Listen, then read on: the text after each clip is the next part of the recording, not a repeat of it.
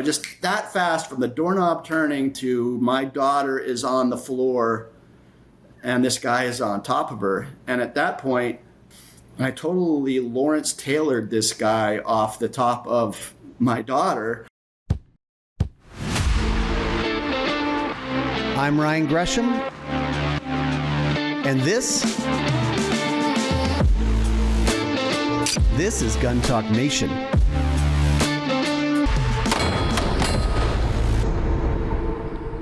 Gun Talk Nation is brought to you by Colt, Leupold, Range Ready, Armasight, First Person Defender, Ruger, and TSAS. All right, welcome into Gun Talk Nation. Today on Gun Talk Nation, we're talking with a brand that you know, and probably if you own it, you love it, HK USA. Bill, let's just get this out of the way right now. Bill Dermody with HK. How do people pronounce the H and the K? This is in the United States of America, we pronounce it Heckler and Koch. Okay. The correct pronunciation in Germany is a lot closer to a word we'd prefer not to say. Yes. Isn't that funny? How about we just leave it at that? Roger that.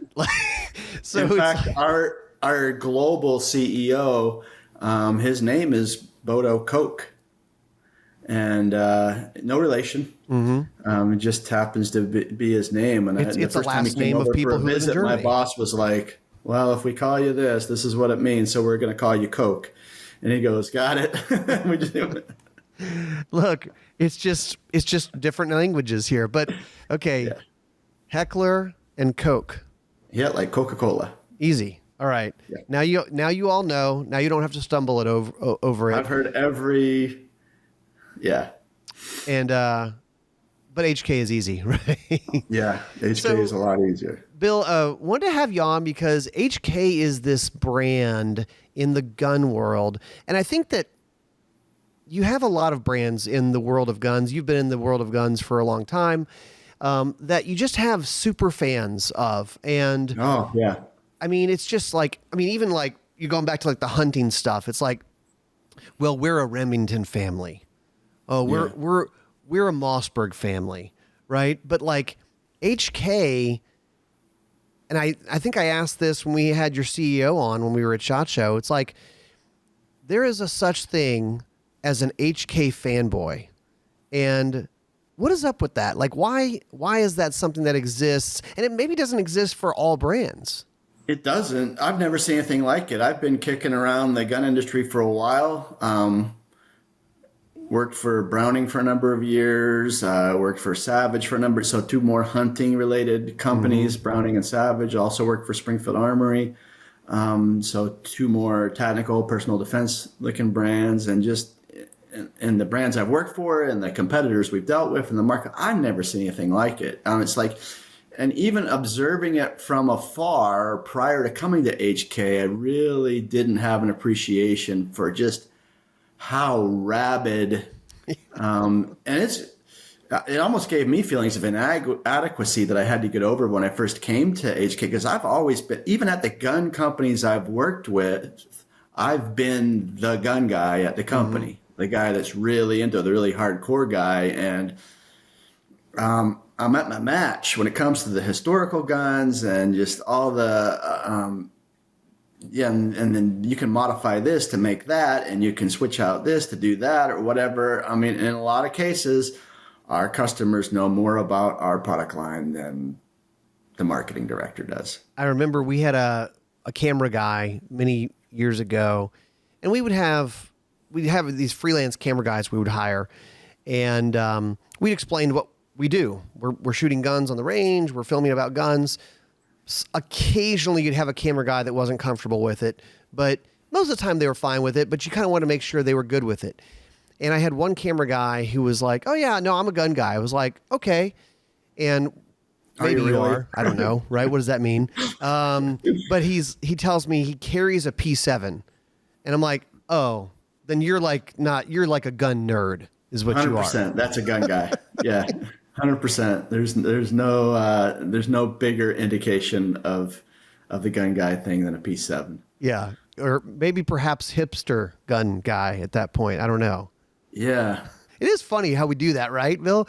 It's like Well, and based it's on one thing to own a P7, another thing to carry it. to carry it, right? Right. Like, but it's such a, they just, there, people do carry guns. There's the little bit of that, like, carry a gun to say that you carry this gun. Like, whether that's like, I don't Right, care. there's- I'll carry a full size with a light on it all day long appendix. I'm like, okay, but are you making a point, or do you really think that the ninjas are coming? Yeah, there's some religion there, and I think these people are offering some kind of a testament of some kind by carrying a P7. I mean, there's a religious aspect to it for sure. I mean, sometimes I carry a shorty revolver because, I mean, I shoot them fairly well, but it's kind of fun to just be like, yeah, It's a flex. yeah, it's a little bit of a flex. Like, I mean, I don't want to have to use it. Let me be clear. I don't. But if I had to use it and everything went well, it would be a flex. Is it a 5-shot or a 6-shot? This one's 6. Okay, like a 5-shot's a real flex. Yeah, Right? You're no really, kidding. Now, I'm not going as crazy as to say I'm carrying a Derringer. Okay, let's not be silly here. All right, Right. that's just silly. But yeah, we got the fans. We're very, very blessed in that respect. So we were kind of talking, and one of the things with HK is, so you've got these particular products, and you've got this brand. I was kind of poking around the website, and I was thinking about, I mean, probably the most iconic gun that you guys have, I think, is the MP5. Is that fair? Oh, for sure. And I can give you a little anecdote related to that. So when I first arrived at HK, I didn't want to assume that I knew anything. So I started doing kind of a brand survey type of thing. And I sat down and did some hour-long interviews with just end users, just customers, with dealers, with employees inside. And I did like 70 some odd interviews with people that were over an hour. And one of the questions I did in that interview was name an HK product. And 100% of the people said MP5 first. Wow. And I'd say name another one. And inevitably the second one was also a shoulder-mounted or a shoulder-fired weapon, whether it was a 416 or a G36 or whatever. That was the exact pattern. MP5, some other shoulder-fired weapon, and then possibly starting to get into the handguns and whatnot. And if you look at our sales, we're paying the bills based on handgun sales. So I declared to the company at that point, it's like, okay, we're a pistol company, but we are a long gun brand. Yeah. Yeah. They're not thinking of us for the pistols. 100% of the people said MP5 first. First gun that comes to mind. But you've got the SP5, the semi-auto version. We've got one. It's so fun to shoot. Do you think that people who buy an SP5, how much do you think it's because it's fun and it's kind of like I can own an MP5? How much do you think they have like a use case for it? Oh, and I think, Ryan, it goes beyond just the fun aspect of it. There's a mystique there that goes along with it too, that you're buying. There's been some clones out there over the years, and there's a considerable price difference between an authentic HK product and a clone. In some cases, these clones are made on the same tooling, where we had a contract in another country, and that tooling still exists. We believe that the product we are making in Germany is a better quality gun, but the price gap is huge. And they haven't put us out of business yet. So there's definitely that mystique. There's the diehard, like with the P7. But and I'll give credit where credit is due. Tim at Military Arms Channel, when he reviewed the SP5, he said there's two kinds of people in the world. He goes, there are people that don't know what the big deal about the MP5 is, and then there's people who have actually shot one. It's a big, heavy, relatively heavy, shoulder-fired 9mm. Right. And it's just so soft shooting and so shootable, manageable to keep on target. And I think you look at our products, the SP5 and our handgun products and whatnot, we get a lot of credit, well-deserved credit for our durability, for our reliability in all conditions or whatnot. And I think one thing we're not getting enough credit for, and maybe that's my fault on the marketing side, is that shootability piece. The products we make are eminently easy to do. To do what you do, right? To whether you're a competition shooter or a self-defense shooter, or whatever the tool is, whatever the task is that you're doing, we really believe that you're going to do it better with an HK. Well, and typically, no one complains about reliability, quality, and accuracy, all those things that are tangible things that is like, okay, nobody can give you a hard time. If they say, I don't like the way this button is here or whatever, okay, that's an opinion thing. Fair but enough. kind of even people who maybe they don't own them or they don't know much about them, they're like, well, yeah, but we know they're good. I mean, everyone kind of knows HK quality. Yeah, I think even our detractors, and people can be detractors for other, not my cup of tea, not my thing, right? But even our detractors will give us that reliability piece and say, oh, they're just, and we were missing some, because the MP5 is such it's been around for a long time. I think more than 60 years, and so it's been a long time. And, a lot of the data from the testing of that is on pieces of paper somewhere that nobody can find. And we're like, how reliable is this gun? So we just initiated a project.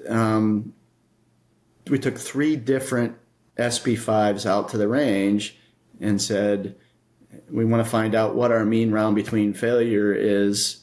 And when we shot 20,000 rounds through each of these 3 guns and hadn't had a single malfunction yet, we just called off the test. The answer is they don't malfunction. Wow. That's incredible. That's incredible. I mean, 20,000 rounds. I mean, that was an expensive path to learn what we already knew. I thought we'd be able to boast that it failed at a lower round count, but we had to go through 60,000 rounds of 9mm to figure this crap out. Sorry about that. I mean, you think about. I mean, most people aren't going to shoot that much ever. But no. even so, I mean, certainly a lot of military and law enforcement. This is still a gun that's in the mix, and they might shoot that much.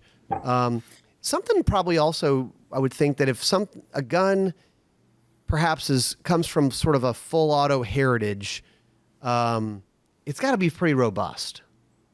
And we see we're getting a resurgence in law. This is like I said, it's not the new hotness at all. But on the law enforcement side, we're getting a lot of a resurgence in sales of MP5s to law enforcements. I mean, these PCCs or subguns are creeping back into the armories. Yep. And my theory is how the 5.56 pushed out the MP5 on so many tactical teams and whatnot was the way God intended for the MP5 to be shot was with the 3-round burst group, and 3 rounds of 9mm in essentially the same hole is incredibly effective. And then as these city councils and whatnot and the politicians started making rules and you can't have full auto guns and as a semi-auto tool where you can't shoot that 3-round burst, I think it just kind of fell out of favor in law enforcement and people started going to the 5.56. And now we see people we're selling a lot of MP7s, we're selling, and a lot of law enforcement agencies are going to 9mm carbines for certain tasks. And what we're seeing is they're having a lot of problems with these other 9mm guns, and they're calling us because the guys that are in decision-making abilities, the lieutenants and the captains on these forces, when they were regular patrol officers or maybe even sergeants or whatever, those departments had MP5s and they never had a problem with them. And now Lieutenant whoever is going, well, geez, when we were shooting MP5s 2 decades ago, we never had an issue. And now we're shooting this other thing. We got all kinds of issues. Why don't we just call HK and get MP5s again? Yeah, that's interesting. Well, yeah, there's a reason why it's still a thing. People still love it. Hey, after the break, we're going to talk about HK getting into training and supporting trainers, because I know that's a big initiative for you guys.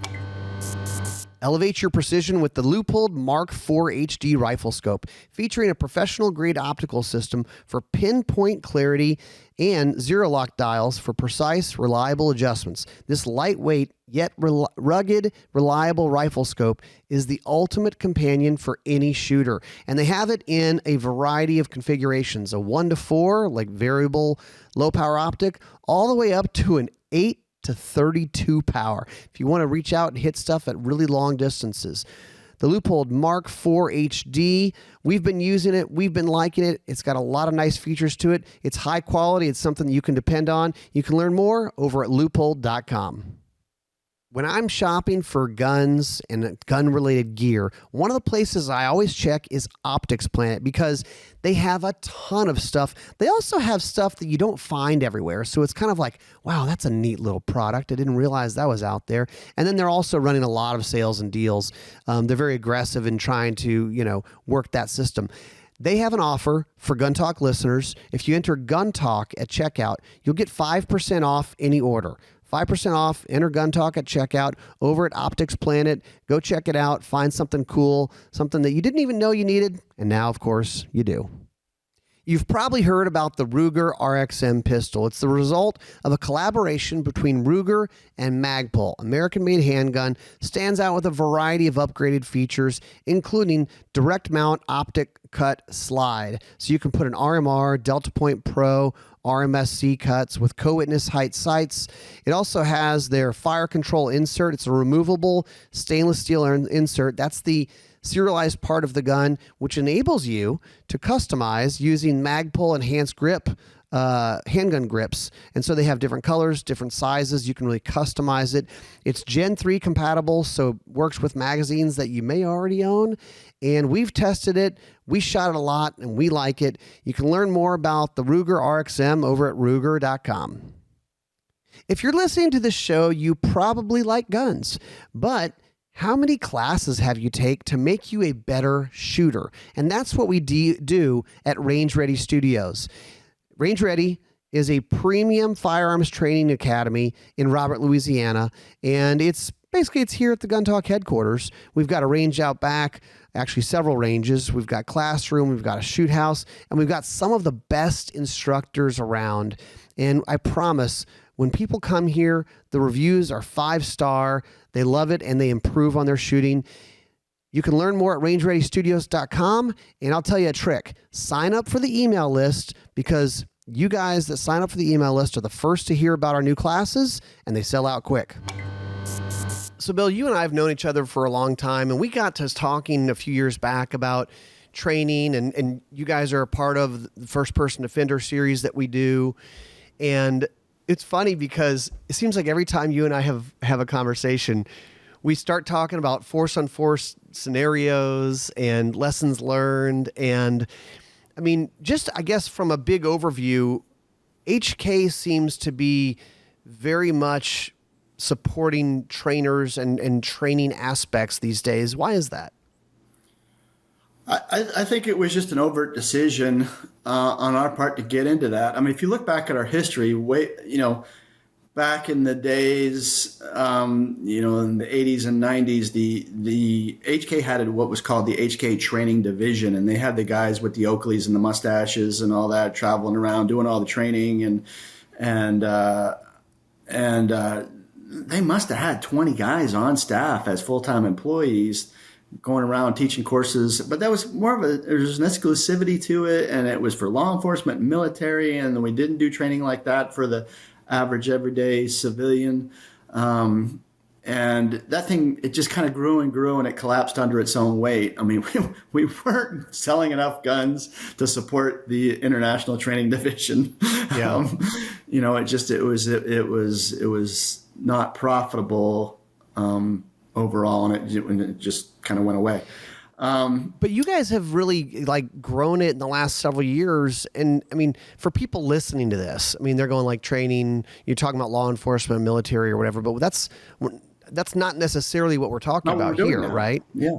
Yeah. So what we're doing now is we're kind of revisiting what was good about that on the civilian level. And this has been kind of a personal passion or project of mine. I can't take credit for much of what good happens at HK, and I probably rightfully get blamed for what a lot of stuff goes wrong. But I think, one thing that I've just personally driven that I'm very passionate about is training for the average everyday gun owner. Having lived this life and been part of the community and whatnot, there's just too many people that buy a gun and for self-defense or even to carry or whatever, and have no idea what they're getting into. And they have every right according to the Constitution of the United States, but just because you have a right to carry a gun doesn't mean maybe you don't have any business carrying a gun because you just don't have the ability or the maturity so I'm just really passionate about that. And, John Correa at Active Self-Protection, he promotes the safe, sane, sober, moral gun owner, and I really adopted that philosophy myself. And I said, well, how do we revisit what we had with the International Training Division on a civilian level? How do we do it without hiring a bunch of full-time employees? And we've done it through our brand ambassadors, training outfits like yourselves at Range Ready and Active Self-Protection and a bunch of these other outfits that are going out doing the training, and we just support them on a sponsorship level. And we really encourage people to go out and get that training. I'm a pretty absolutist Second Amendment supporter, but I still think, okay, that being said, you have that right, you express that right, but you do have a responsibility to me, my kids, my neighborhood, and everybody else around you to go out and get some training. And there's training and there's practice, and they're two different things. Two different and things. You can do both. Well, and you guys being part of First Person Offender, this is a force-on-force scenario-based training. So, Love it. I mean, this is training that most people haven't been through. And even if they've gone and taken a shooting class to teach you how to shoot, that's good. That's one thing. But this is something else. I know you've done quite a bit of it. I mean, how would you describe when people go, what do you mean by that? And what's the value of it that you see, Bill? I would say instead of training shooting skills like marksmanship or manipulation or whatever, you're training decision-making skills. The shoot, don't shoot scenario, or not, or even beyond shoot, don't shoot, leave. Just get out of there. Yeah. And I think a lot of people, I say that, the first time you do scenario training or force on force training, however you want it, whatever you want to call it, it's an incredible thrill ride because you're just not used to that adrenaline dump and that decision making. It's very real. And every time you do it after that, it's not quite the same thrill ride because you're actually being desensitized to the stress of decision making under stress. Because and it's still fun, it's still exciting, but it's more like a sporting event. It's more like you're an athlete that's skilled in an arena. You're still performing in the arena, but it's not like this roller coaster of, oh my gosh, what is happening to me? Right. And I think when you feel that, you realize that I am getting better at this. I am getting used to making decisions under stress, and you can die playing make-believe, and you can kill the wrong people doing make-believe and whatever. And that's the place to make your mistakes. And that's the place to learn your lessons. I would say you get to practice getting attacked, which is not normally something you would want to do. It's so different than standing on a square range and practicing your shooting skills. Well, and we had KJ Kevin Jarnigan on the show talking about being a bad guy. What do you learn from being a bad guy in these scenarios? And he's like, and everything just slows down for you when the more you do these types of things. It's like, the first time you drive a car, especially like on the interstate, you're like, oh my gosh, hands at 10 and 2, what's happening? But now, like, the more you do it, the more you kind of see things unfolding in front of you. You can anticipate what's going on. And I mean, I know you've done a bunch of them. You probably have some memorable moments or scenarios, because the thing is, what I like to see is I like to see someone go through this, and usually it doesn't go well. So it allows us to, one, they have a wake-up call because everybody's like, oh, it's going to be fine. I carry every day, and I know what I'm going to do, and I'm going to shoot the bad guy, and then the cops are going to give me a high five, and it's going to be great. And it's like, I kind of want them to not do well, although we don't game it. We're not trying to make them fail necessarily, but you got to be careful not to overload people as well, because you don't want to give them PTSD. You want to be just outside of their comfort zone on every scenario, but not too far out. Yeah, absolutely. Because you overload them, and then that's not helpful either. You want them to learn, and we tailor it to the person. But all right, Bill, think about a scenario that you saw or a scenario that you've been in. Okay. And after the break, you tell us about it. Engineered for precision, performance, and versatility, the Colt Optics Ready 1911 competition pistols are the perfect choice for competitive shooters looking to gain an edge. We're talking about 1911s in either 9mm or 45, and they're cut for optics. I mean, that's like cheating. You get a red dot on top of a Colt 1911. They're versatile. They're great with an optics plate system. Seamless experience for those who want to take their shooting game to the next level. You can learn more over at Colt.com. The TSOS Carry in 9mm is now available in a double stack version. Built around TSOS's forged slide frame and barrel that are machined to exacting tolerances, the new double stack models combine all the features of modern high-capacity 1911 pistols with the reputation for quality and value that the TSOS guns are known for. They also have a polymer grip module with 25 line prints checkering on the front and rear and molded texture. So very cool guns at a great price. You can learn more over at TSOSUSA.com. Big news from First Person Defender. There's a new season launching, season 14. And with it, we're launching a brand new YouTube channel dedicated entirely to FPD. We're kicking it off with the new season, our most intense and eye-opening season yet. Carjackings, home invasions, armed robberies. First Person Defender throws everyday people into real-world self-defense scenarios, and it's all captured on camera. Subscribe now at the First Person Defender YouTube channel. You can also find it on Facebook, on Roku, everywhere else that you're going to see our videos. Real people, real training, real reactions. This is First Person Defender like you've never seen it before. Hey guys, we've worked with a variety of night vision and thermal optics companies over the years, and one of the ones that we've got to play with lately in the last few years is Armasight. They're making really high quality, both thermal and night vision, and they've got all the different varieties of stuff, from a Sidekick 320 mini thermal monocular to a thermal clip-on, the Jockey 640 compact thermal clip-on, which you put in front of your regular day scope to turn it into a thermal. They've got their operator series of thermals that are weapon mounted, very easy to use. The controls are easy to use, and the imaging is amazing, super high quality, so you can really see what you're aiming at and make those hits. So go check them out, armasight.com. So, Bill, I've been the good guy, I've been the bad guy, and you're right. Those things are sticky. They stay with you. Even the very It's changed first me.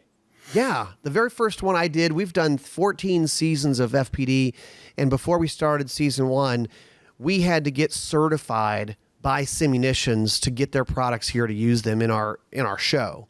Even though it was a show more so than it was like a training thing, that very first one, super simple. I thought about it for days and probably weeks after, because like someone attacking you, you're going to think about it and think about it and think about it. And I still remember them. So I asked you before the break, a scenario that you've been in or saw that was kind of eye-opening for you. Yeah, and I guess, some kind of specific tactical lesson. I don't know if this is it, but it sold me on scenario training is what it did, because of the emotional impact it had on me. I was down at another facility where it was a very elaborate facility that had a catwalk over the top, so you could observe, and you learn a lot by observing others, because you find yourself rooting for them. No, don't do that. Don't let them get so close. Yeah. And I had been there for a couple of days. As HK was the host. So our guests, it's like going on a hunt. You want to make sure your guests get their kill first before you go out and get your deer or elk or whatever. So, and so finally it was my turn to go. And it's funny because for the time prior to my turn, I'm just hanging out with the instructors, and they got all these role players there, and they're talking to you at lunch, and they're talking to you out in the parking lot. And I thought they were just being nice and friendly. No, they were gathering intel on me. So and it's just like, and when they described the scenario to me, I went, "Oh, you jerks!" So it's like they had this area. It was a coffee shop, and they said, "This isn't a coffee shop. This is your kitchen." And they said, and at the time, my daughter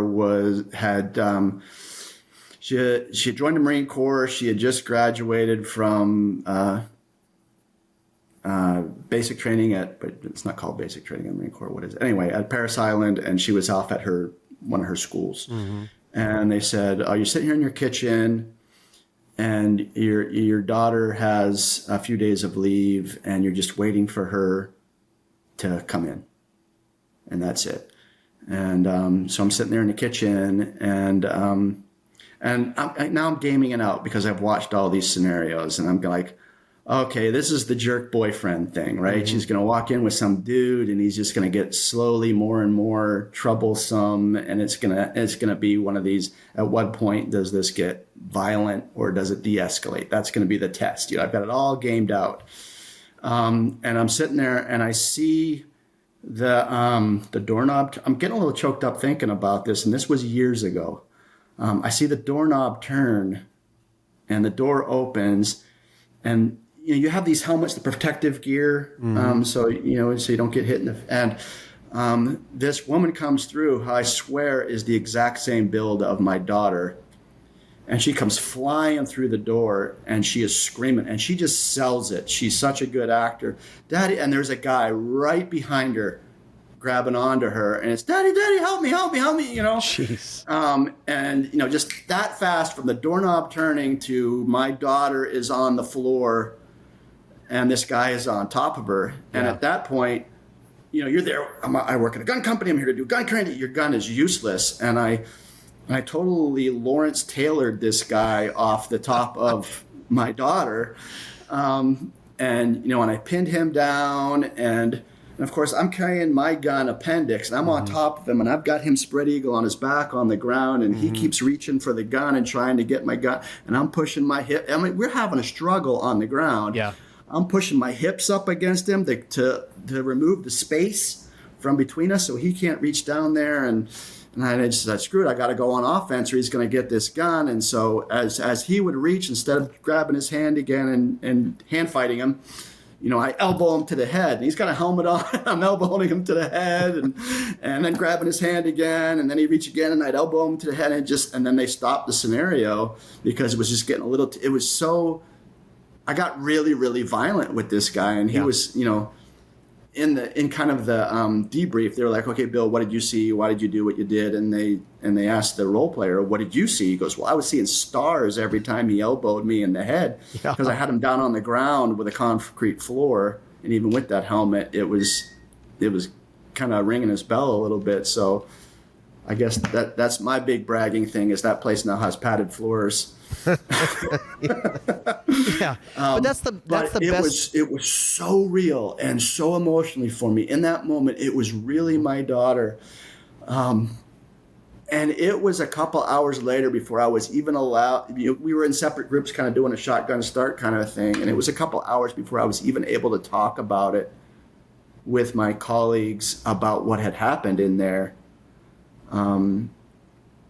And again, even on the way home in the car, I mean, it's like we're talking. I would have tears in my eyes telling the story about how just freaked out I was that this person was attacking my daughter. And it's like, it's this weird space you go into where, in the back of your head, it's a drill. It's somewhere between a drill and reality that you go. that's neither a drill nor a reality. But it was so powerful and so impactful. It's like that one scenario is like, I'm sold on this. Everybody needs to do this. Everybody needs to go through this experience and understand if and when we all talk about that day, if and when that day ever comes, what is going to be happening inside of me? What kind of feeling and emotion am I going to be trying to deal with and think at the same time? And it's really, really real. And I'm sure that's just a taste of what it's like to be in a real life or death struggle. I've never been in one, but it was real to me. Well, and the best scenario training does tailor it to the person, right? Mm-hmm. We're not going to ask you to say like, well, if you don't have grandkids, we're not going to say you've got grandkids in the car. But that's the best, because then that person's there. This is real. This feels real. And they're going to act accordingly. But you think about the lessons from that of like, okay, now you've done it. What would I do differently? How would I change it?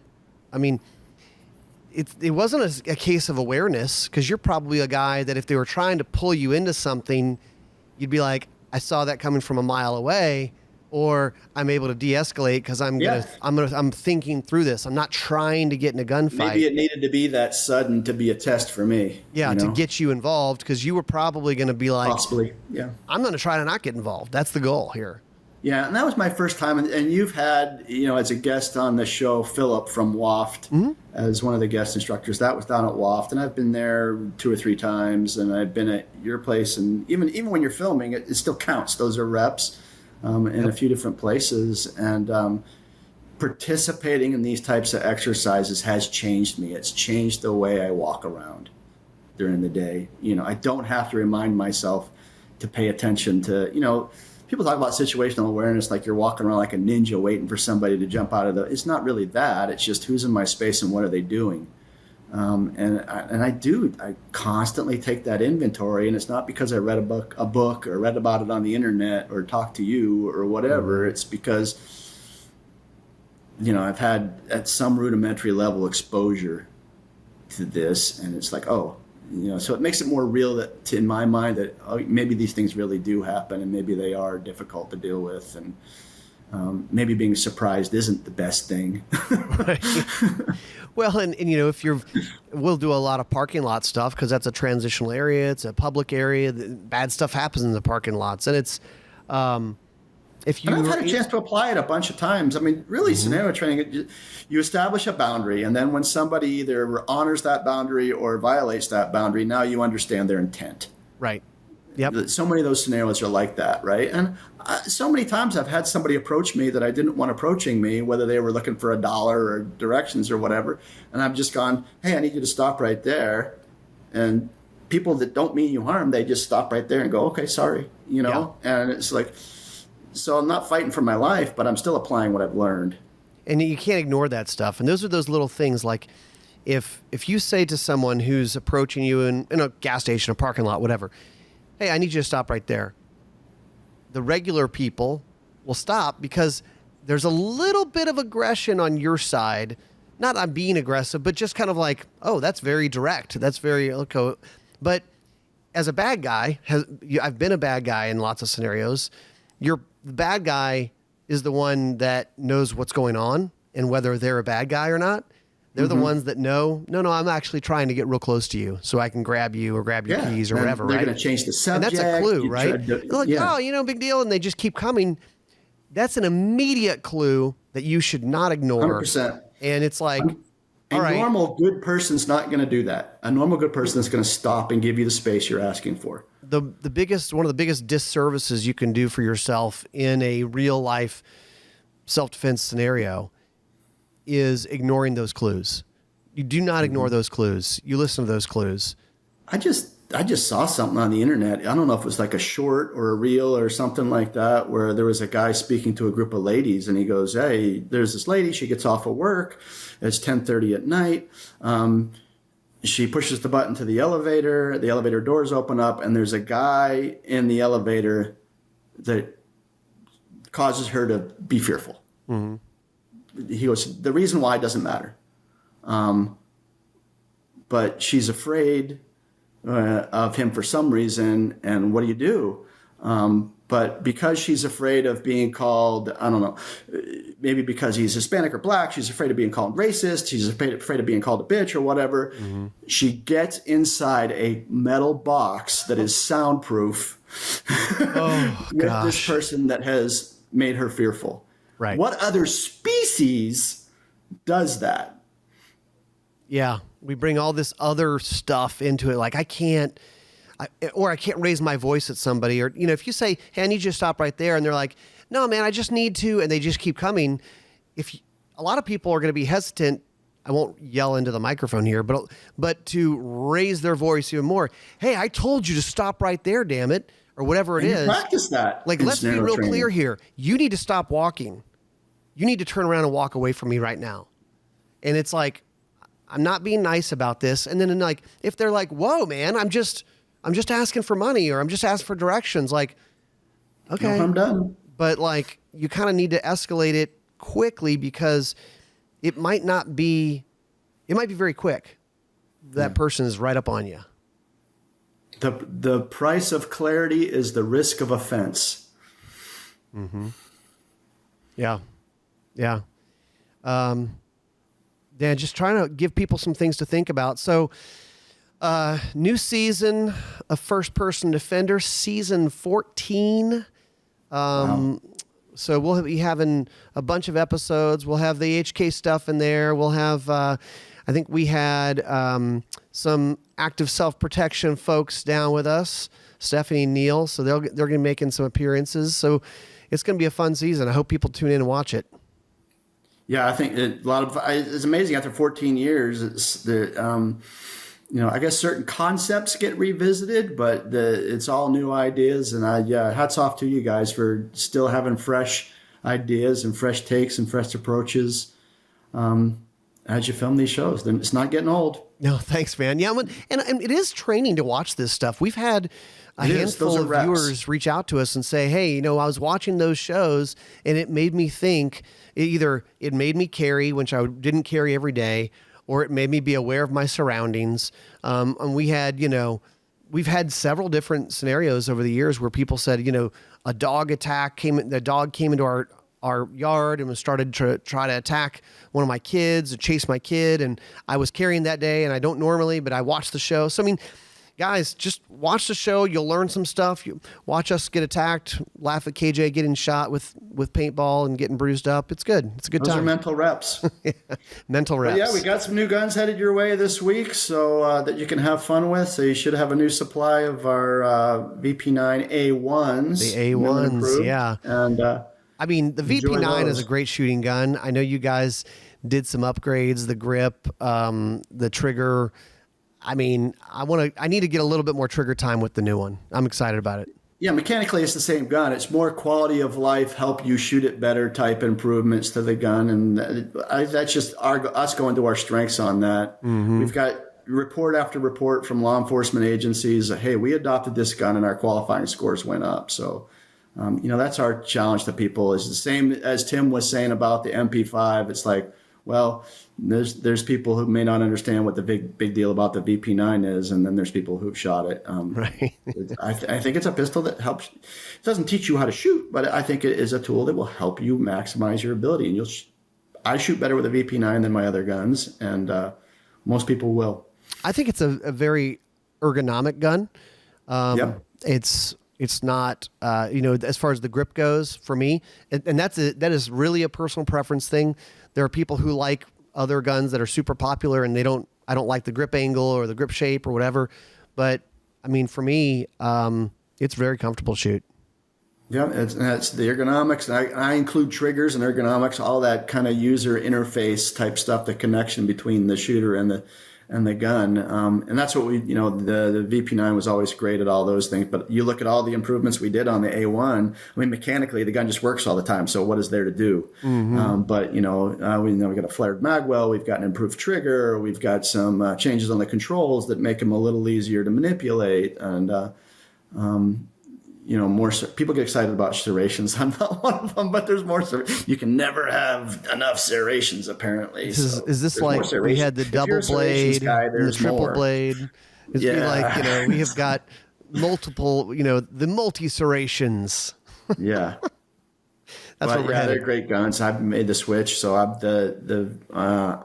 carrying a K model. That's I can carry any gun we make, and I carry a VP9A1 K.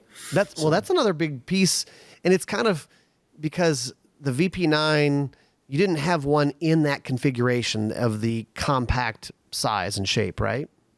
Yeah, and I'll give credit. Okay, that's a Glock 19 sized gun right there. And Glock kind of years ago established kind of what the different categories and what the sizes were. And our sizes were always kind of unique to us, and people didn't quite know what to do with them. So that VP9K is that Model 19 sized gun. So it's got a compact grip and a full sized slide on it. So 15 round gun. Super shootable for a carry gun. Yep. Yeah. Awesome, Bill. Thanks for being on with us. Always good to chat. And you guys go tune in for the new season of First Person Defender.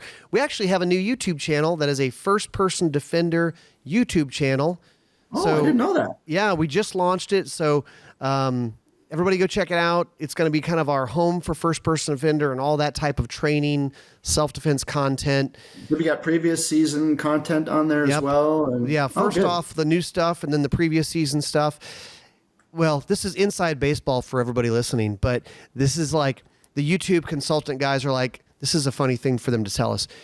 You have too much content on your page. I was like, too much? I thought that's a good thing. He's like, yeah, but like you can separate it out. On your native page? Is that what they're saying? Yeah, on like the Gun Talk Media YouTube channel. It's like, it's so much.